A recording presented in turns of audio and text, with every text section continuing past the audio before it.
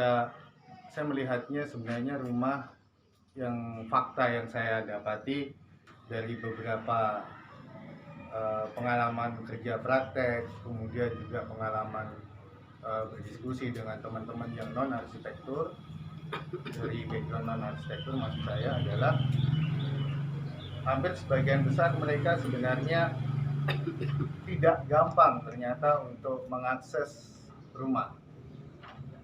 Mengakses itu dalam artian mau mempunyai rumah atau menempati rumah atau singgah di rumah. Nah ini anak arsitek itu ternyata tidak segampang bahwa ketika fase umur kita di antara 25 sampai 40, kalau kata orang tua dulu kita, wah kau harus punya pekerjaan, kau harus punya rumah. Nah, ternyata pada situasi fakta sekarang itu ternyata nggak segampang itu ternyata.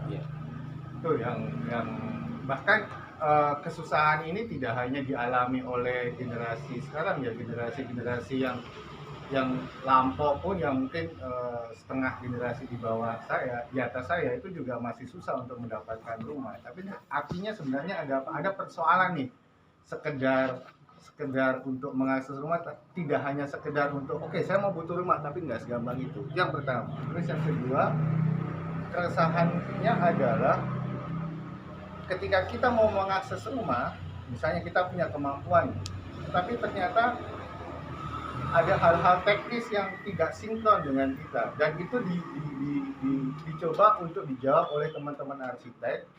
Yang teman-teman arsitek lebih cenderung lebih banyak lompat dalam hal ini. Oke, klien datang ke arsitek, owner mendatangi arsitek, Pak, Mbak, Bu, Mas, tolong buatkan saya rumah seperti ini. Oke, si arsitek langsung dengan semangat yang membara bahwa oke nih ya, aku dapat proyek. Dia akan bisa mengartikulasi atau menerjemahkan kebutuhan si calon owner itu dalam ruang, bentuk, dan segala macam lah, rekayasa ruangnya. Tapi persoalannya, apakah betul si arsitek ini sebenarnya menjawab kebutuhan owner di belakang soal rumah? Apakah pernah dilacak soal ini? Misalnya, saya itu punya kebutuhan khusus, saya itu punya kemampuan yang khusus, saya pekerjaan saya ini, pendapatan saya per bulan sekian, pengeluaran saya per bulan sekian. Apakah itu menjadi dialog dalam kerja profesi dalam hal ini? Hampir sebagian besar yang saya temui tidak bermaksud general, hal ini tidak tersampaikan karena kebutuhannya, persepsi soal desain rumah via dari arsitek sama via owner ini ternyata nggak sinkron dalam artian saya sebenarnya hanya ingin memperbarui ini, tapi ketika si arsitek menghadirkan desain yang luar biasa, wow, saya harus mengeluarkan banyak biaya hanya untuk proses desain yang mulai dari tahap rencana, konsep, gambar jadi dan seterusnya. Itu udah makan biaya berapa? Belum membangun rumah saya nih. Belum lagi persoalan pembelian material sampai teknis, itu hal yang lain. Terus yang ketiga, banyak hal juga ternyata untuk membuat rumah ini secara aplikasi ya, hal-hal yang lain dalam hal ini pernah disampaikan sama Bapak Hasan Purbo. Perencana kadang melupakan soal istilah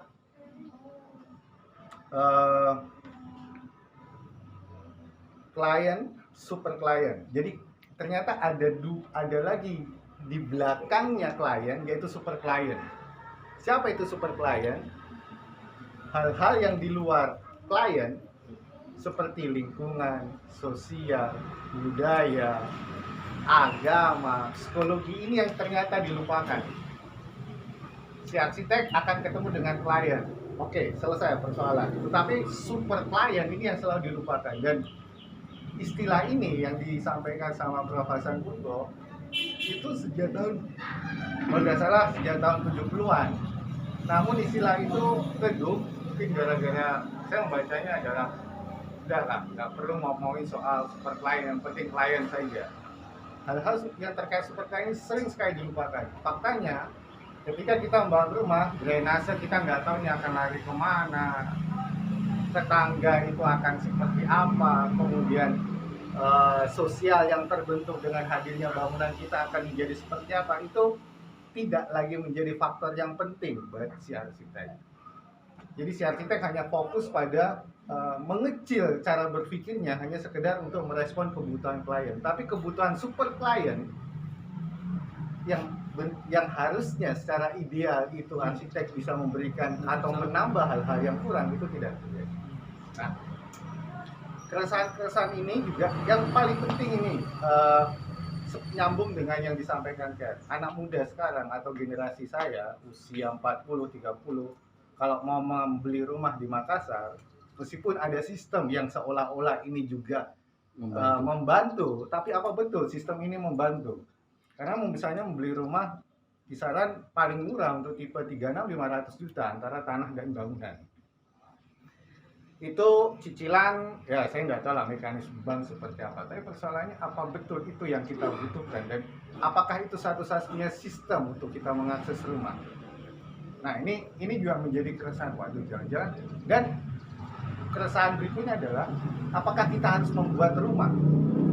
Kenapa kita tidak mau memakai rumahnya orang tua? Apakah kita bisa memakai rumah yang lama diperbarui? Kenapa teman-teman arsitek tidak mencoba untuk membedah cara berpikir bahwa sebenarnya yang kita butuhkan ini rumah atau rumah dengan syarat-syarat tertentu sih? Syarat tertentu misalnya Pak Mali, kalau kita sudah berkeluarga tinggal sama orang tua. Tetapi realitas kita kalau kita nggak punya duit, terus kita mau bagaimana? Apakah kita harus memaksakan kondisi yang seperti ini dan kita harus berkelahi dengan diri kita? Akhirnya apa kalau kita misalnya, kita mencoba untuk pisah, berjuang sekuat tenaga. Dampaknya apa? Kita akan menguras banyak energi, bekerja lebih keras, mungkin keluarga kita akan terlantar. Kita dapat rumah, tapi orang tua kita, keluarga kita, anak istri kita itu mungkin terlantar. Karena apa? Bapak hidupnya di jalan. Itu menjadi titik.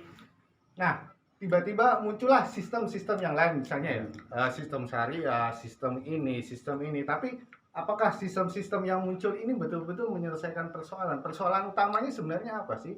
Apakah soal memiliki rumah, mengakses rumah, meminjam uang, atau apa? Ini yang tidak muncul. Karena saya yakin perusahaan-perusahaan dalam apapun sistem yang terjadi, mereka mencoba untuk menjual produk, selesai. Apakah produk itu menyelesaikan persoalan kita? Itu tanda tanya besar. Siapa yang bisa mencoba untuk mengklarifikasi itu, bahwa ketika saya membeli rumah itu selesai persoalan saya, selesai persoalan keuangan saya, selesai persoalan keluarga saya. Nah, kalau rumah malah justru memperlebar atau memperdalam persoalan di keluarga saya, buat apa? Nah, filter ini ada nggak? Kayaknya keresahan saya belum, yang saya lihat di Makassar. Nah, itu makanya dari keresahan ini aku coba untuk ngecek sebenarnya. Saya mencoba untuk ngecek babakan rumah ya. Sebenarnya babakan rumah dulu kan, kalau kita bicara soal purba, kemudian berkembang, kemudian secara fungsi kita akan masuk ke wilayah kultur religi.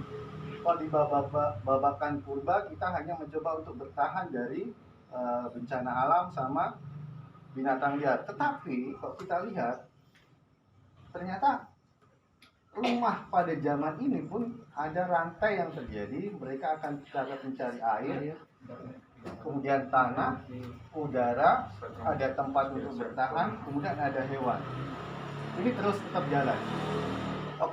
Masuk ke babakan ke kultur budaya, kaitannya bahwa outputnya misalnya rumah adalah wujud metafora dari kehidupan. Misalnya kalau di Makassar ada relasi antara hubungan dengan Tuhan, manusia, dan hewan.